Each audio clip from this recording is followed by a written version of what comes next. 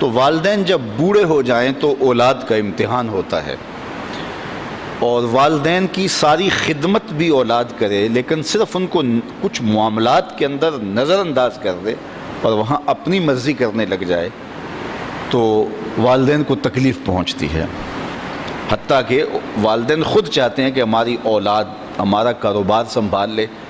امور خانہ سنبھال لیں اور بہت ساری چیزیں سنبھال لیں، اور بعض اوقات اولاد اتنی سمجھدار، سنجیدہ اور متین ہوتی ہے کہ وہ اچھے انداز سے، بہتر بلکہ انداز میں سنبھال لیتی ہے، لیکن والدین کو اگر وہ نظر انداز کریں اور کسی معاملے میں پوچھیں نا تو ان کو ایک اپنے اختیارات سمٹتے ہوئے دکھائی دیتے ہیں اور وہ تنہائی محسوس کرتے ہیں۔ تو اولاد اگر صرف اپنے والدین سے پوچھ لے تو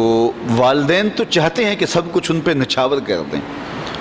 ایک والدین ہی تو ایسے ہیں کہ جو اپنی اولاد کو اپنے سے آگے دیکھنا چاہتے ہیں، لیکن اولاد اگر نظر انداز کرنے لگے تو یہ رویہ والدین کے لیے اذیت کا، تکلیف کا سبب ہوتا ہے۔ اور اگر اولاد اتنی سرکش ہو جائے کہ اپنے والدین کو دقیانوس سمجھنے لگ جائے، حالات سے بے خبر جاننے لگ جائے تو یہ والدین کے لیے اس سے بھی زیادہ تکلیف کا سبب ہے۔ اور اگر وہ والدین کو مداخلت بھی نہ کرنے دیں تو یہ تکلیف اور زیادہ بڑھ جاتی ہے، اور زیادہ اذیت بڑھ جاتی ہے۔ اللہ کے محبوب کی خدمت میں ایک شخص حاضر ہوا اور اس نے حضور کی بارگاہ میں شکایت کی، اور وہ یہ تھی کہ میرا بیٹا اپنی چیزوں کو جو ہے وہ مجھے ہاتھ نہیں لگانے دیتا۔ تو آقا کریم علیہ السلام نے اسے بلایا اور فرمایا کہ یہ تمہارا باپ کیا کہہ رہا ہے؟ تو اس نے کہا کہ حضور اس کی عمر ایسی ہو گئی ہے تو یہ چیزیں خراب کر دیتا ہے۔ تو آقا کریم کی چشمان اقدس سے آنسو ٹپکنے لگے، اور آقا کریم نے فرمایا کہ ایک وقت تھا کہ تو اس کی چیزیں خراب کرتا تھا اور اس نے کبھی نہیں تمہیں روکا تھا، یہ دوبارہ وہ چیزیں لا کے تمہیں دیتا تھا۔ تو حضور نے اس وقت ایک تاریخ ساز جملہ ارشاد فرمایا، انتا و مالو کا لابی کا، فرمایا تو بھی، تیرا مال بھی تیرے باپ کا ہے، وہ تیرے مال میں، تیرے معاملات میں جس طرح چاہے تصرف کر سکتا ہے، اللہ نے اس کو اختیار دیا۔ تو ماں باپ کی خدمت یہ سعادت مندی کا راستہ ہے، اور ماں باپ کو نظر انداز کر دینا، ماں باپ کی بے ادبی کرنا، ماں باپ کی توہین کرنا، ماں باپ کو دقیانوس سمجھ لینا، ماں باپ کو کمتر جاننا،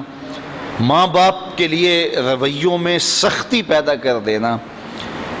بلکہ فرمایا قرآن مجید میں کہ اپنے بازوں کو سکیڑ لو۔ پرندہ جب اڑتا ہے اور اڑان بھرتا ہے تو بازو پھیلاتا ہے اور پھر وہ اڑان بھرتا ہے، اور جب اس نے دوبارہ زمین پہ آنا ہوتا ہے تو بازوؤں کو سمیٹتا چلا جاتا ہے۔ تو بازوؤں کو سمیٹتا ہے تو وہ زمین کی طرف اترتا ہے۔ تو کہا کہ کتنی خوبصورت مثال قرآن نے دی ہے کہ اپنے والدین کے لیے بازوؤں کو سکیڑ لو۔ تم افسر ہو، تم مفتی شہر ہو، تم حاکم شہر ہو، تم بہت بڑے بزنس مین ہو، تم علامۃ الدہر ہو،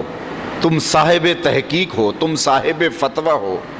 تم عقل و بینش کے امام ہو، تم بہت بڑے دانشور ہو،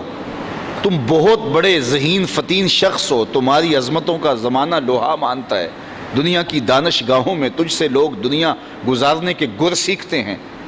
لیکن جب تم اڑان بھرو تو اس وقت تم مفتی رہو، اس وقت تم فقیہ شہر بنو،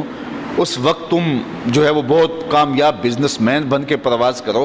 اس وقت تم بہت بڑے مانے ہوئے پروفیسر کہلاؤ، تم اپنے فن کے ڈاکٹر اور ماہر کہلاؤ،